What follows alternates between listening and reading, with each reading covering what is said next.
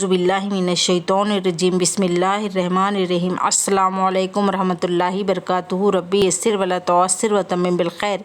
आज हम लेंगे गैन से शुरू होने वाले अल्फाज व मायने। अब हम यहाँ पहले पर देखेंगे क्या है। यहाँ पर शाख और टहनी के लिए क्या कहते हैं हम। शाख और टहनी के लिए हम कहते हैं गुस्नुन। गुस्नुन यानी शाख और टहनी के लिए कहा जाता है। अब हम इसके बाद देखेंगे क्या है। यहाँ पर कपड़े धोने की मशीन। कपड़े धोने की मशीन के लिए हम क्या कहते हैं। हम कपड़े धोने की मशीन के लिए हम कहते हैं गस्सालतुन। गस्सालतुन यानी कपड़े धोने की मशीन के लिए कहा जाता है।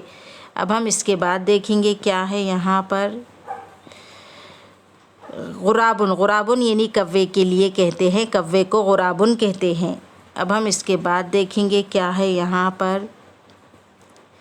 यहाँ पे देखेंगे हम आबेदोज़। आबेदोज़ के लिए क्या कहते हैं हम। गफ़वासतुन। गफ़वासतुन यानी आबेदोज़ के लिए कहा जाता है। आज हम यहाँ तक ही लेंगे। इसके आगे के एपिसोड में हम आपको बाद में बताएंगे।